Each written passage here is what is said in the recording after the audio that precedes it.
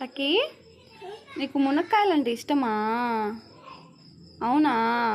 బూ అంటే ఇష్టం లేదా? బూ అంటే బూ వద్దా? బూ వద్దా? బూ వద్దా? మునక్కాయలు కావాలా నీకు? ఎన్ని కావాలి లక్కీ? ఎన్ని కావాలి చెప్పు. ఎన్ని కావాలి? చాలా కావాలా?